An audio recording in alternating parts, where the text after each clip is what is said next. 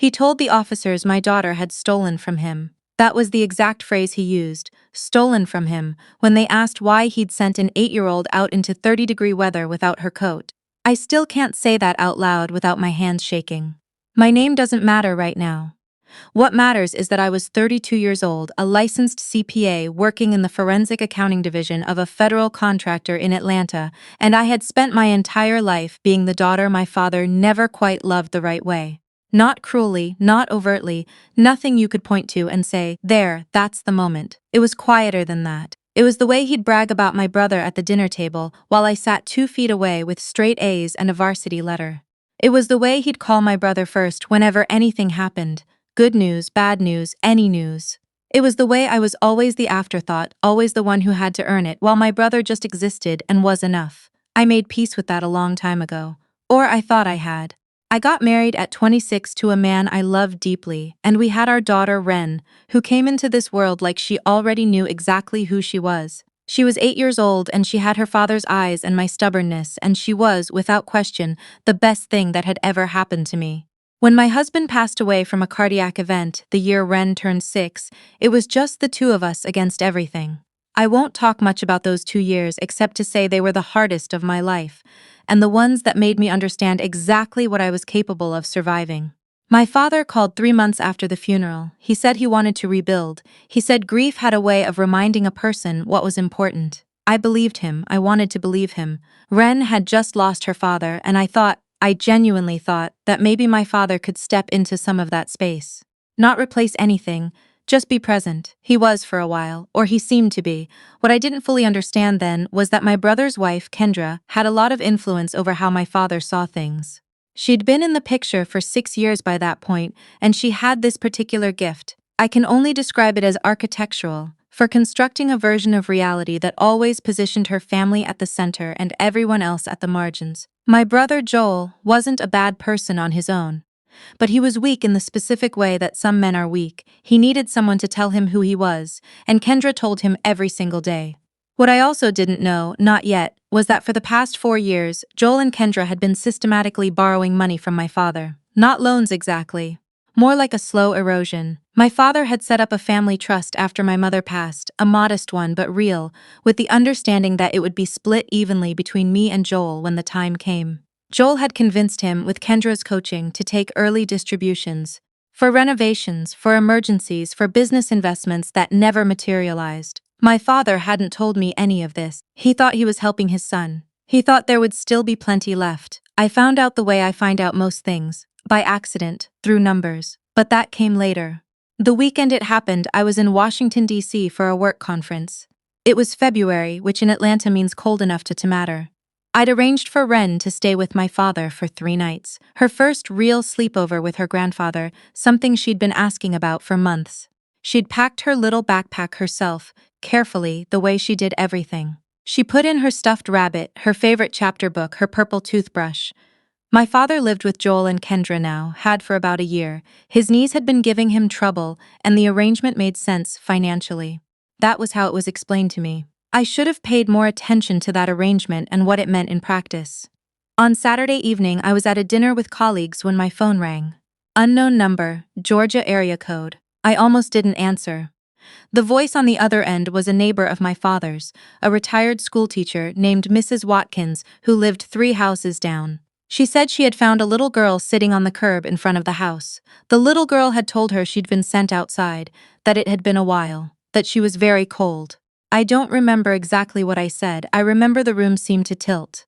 I remember excusing myself and walking very fast to a quiet corner and calling Wren's cell. I'd gotten her one after her father died, a kid's phone just for emergencies, and she picked up immediately, and the sound of her voice, so small, so careful, saying, "Mommy?" In that particular way, that meant she was trying very hard not to cry, did something to the inside of my chest that I cannot describe even now. Mrs. Watkins had brought her inside. She had given her hot chocolate and a blanket. Wren had been outside for somewhere between 2 and 3 hours. I called my father. Kendra answered his phone. She told me there had been an incident. She told me Wren had gone into their bedroom without permission and that a bracelet of hers had gone missing afterward. She told me my father had told Wren she needed to wait outside until I came to handle the situation. She said it in this brisk administrative tone, like she was recapping a minor scheduling conflict. I said, "It's 31 degrees outside." She said, "We didn't think she'd be out there long." I said, "She's 8 years old, Kendra." She said, "Your daughter needs to understand that there are consequences for her behavior." I hung up. I called the airline and I got on the first flight back to Atlanta that I could book, which left at 6 in the morning. I called Mrs. Watkins and asked if Wren could stay the night. I explained I was out of state. I asked if she was sure. I thanked her in a way that felt completely inadequate. Mrs. Watkins said, "Honey, of course, she's already asleep on my couch, you just get home safe." I sat in my hotel room that night and I did not sleep. I sat at the desk with my laptop open and I started with what I knew. I knew my brother had been borrowing from my father. I'd caught a glimpse of something in a bank statement my father had accidentally emailed me 6 months earlier. He'd meant to forward it to Joel, and I'd filed it away because it hadn't seemed like my business. I pulled that email up now and looked at it differently. Then I opened my professional databases. I had access, legitimate, authorized access, through my work, to financial records, property filings, corporate registration documents. I wasn't looking for anything specific, I was just looking. By 4 in the morning, I had a very clear picture. Joel had co-signed a business LLC with Kendra 2 years ago. The LLC had received 3 wire transfers from my father's personal account totaling $94,000. There was no documentation of any repayment. Additionally, Kendra had been listed as a secondary account holder on a home equity line of credit my father had opened 18 months ago, a line that was now $40,000 drawn. My father's signature on some of those documents looked different from others. Not dramatically, but enough. Enough for someone who does what I do for a living. I landed in Atlanta at 8:15. I drove straight to Mrs. Watkins's house. When I walked through her front door and Wren saw me, she didn't cry. She climbed into my arms like she was climbing back into safety itself, her arms locked around my neck, her face pressed against my shoulder, and she said nothing for a long time. And I held her and I breathed and I told myself, be still, be calm, be the wall between her and everything else. There will be time for the rest of it. Mrs. Watkins told me quietly, while Wren was in the bathroom, that she'd noticed the child had no coat. That when she'd found her, Wren was sitting with her knees pulled up to her chest and her arms wrapped around herself, trying to stay warm. Mrs. Watkins had been a teacher for 37 years. She said she'd seen a lot of children. She said that little girl was scared, and she was alone, and she was doing her best to hold herself together. That's not a child who did something wrong. That's a child who was failed by the adults who were supposed to protect her. I thanked her. I took Wren home, I made her breakfast, and I let her talk or not talk, whatever she needed. She told me, in pieces over scrambled eggs, what had happened. Kendra's bracelet had slipped off the bathroom counter. Wren had seen it fall, had picked it up, had meant to put it somewhere safe, and then gotten distracted the way 8-year-olds do.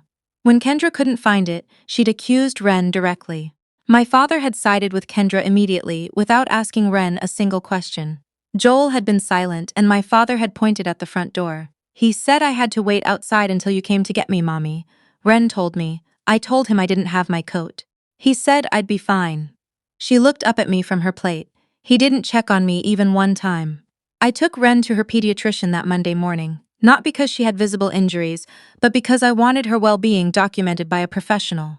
The doctor noted mild hypothermia risk had been present, noted Wren's account of the evening, and flagged the record accordingly. I also filed a report with DFCS, Georgia's Division of Family and Children Services. I did not do this impulsively, I sat with it for a full day. But the truth was that what had happened to my daughter met the legal definition of neglect in the state of Georgia, and I was not going to pretend otherwise because the person responsible was my father. My father called me twice that week. The first time, he said Kendra had found the bracelet in her own coat pocket. He said it without apology. Like that was the end of it. Like locating the object erased the 2+ hours my daughter had spent sitting on a curb in February. The second time, he called to tell me I was overreacting. He said I'd always had a flair for drama. He said Joel and Kendra were good people and I needed to stop trying to cause problems in the family. I let him finish. Then I said, "Dad, I need you to know that I love you, and I also need you to know that I've been looking at your finances." Silence. I know about the LLC. I know about the transfers. I know about the HELOC that Kendra is a secondary holder on. I know what those documents look like when someone other than you signs them. More silence, I said. "I'm not calling the police tonight. I'm giving you a week to talk to a lawyer and figure out what you want to do." But I need you to understand that I have everything documented and I will use it if I have to. What I will not do ever again is allow Wren to be in that house or in contact with Joel and Kendra until this is resolved." I hung up. That week, I contacted an estate attorney. I laid out the financial picture. She confirmed what I had suspected. The signature discrepancies on 2 of the HELOC documents were consistent with potential forgery, and the wire transfers, absent any loan documentation, could be considered financial elder abuse under Georgia law. I also sent copies of everything to my father's personal banker, with a formal letter requesting a review of his account activity and a flag for any future transactions requiring Kendra's involvement. The account was frozen pending review within 48 hours. Joel called me screaming. I let it go to voicemail.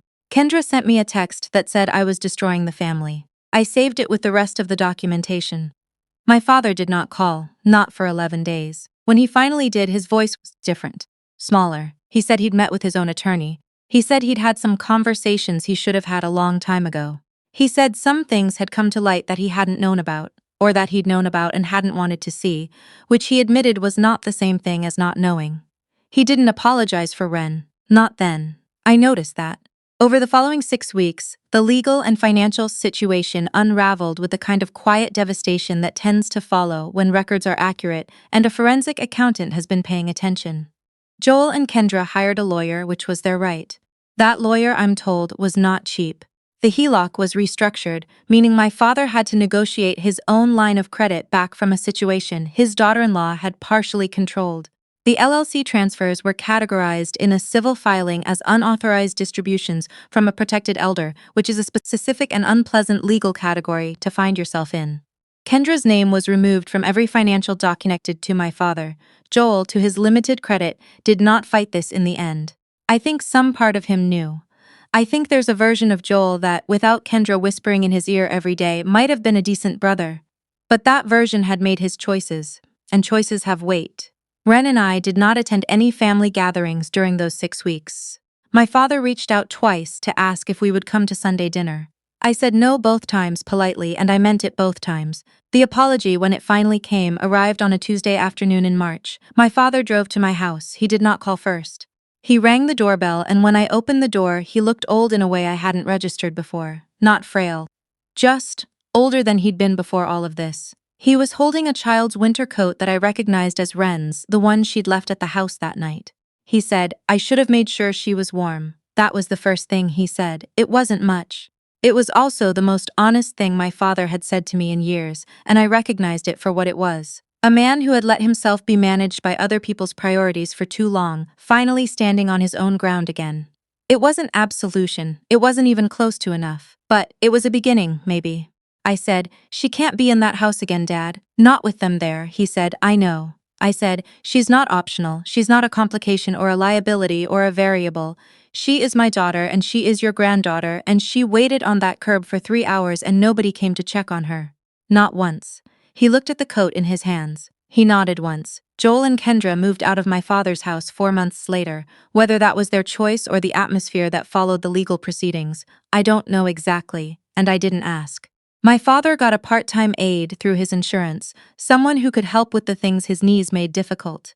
That arrangement was straightforward and clean, the way arrangements should be. I hired an estate attorney to restructure the trust on my father's behalf, with his full consent and understanding. Every document was reviewed, every signature was his and only his, and I was present for every meeting. Whatever is left of that trust, when the time comes, will be accounted for properly. Kendra's bracelet, the one that started all of this, was a gold chain worth maybe $200. I think about that sometimes. Wren, for her part, does not talk about that night very often. She's not a child who dwells. But a few months after everything had settled, she came to me while I was working at the kitchen table, and she sat down across from me and she said, with that particular gravity that 8-year-olds sometimes have, "Mom, are we going to be okay?" I put my laptop down. I looked at her, her father's eyes, my stubbornness, all that certainty in a small face. "We're already okay," I said. "We've been okay." She considered this, nodded slowly, like she was filing it away. "I knew you'd fix it," she said. "I wasn't even that scared. I just waited because I knew you were coming." She got up and went back to whatever she'd been doing, casual as anything, like she hadn't just handed me the most important thing anyone had ever said to me. I sat there for a long time after that, at my kitchen table, with the numbers on my screen and the quiet of our house around us, and I thought about what it means to be the person someone waits for. What it means to be worth the waiting. I had spent 32 years trying to earn my father's version of enough. And in the end, the only person whose enough had ever mattered was an 8-year-old girl with a purple toothbrush and a stuffed rabbit, sitting across a kitchen table, telling me she'd never doubted me for a second. That was the only inheritance I needed.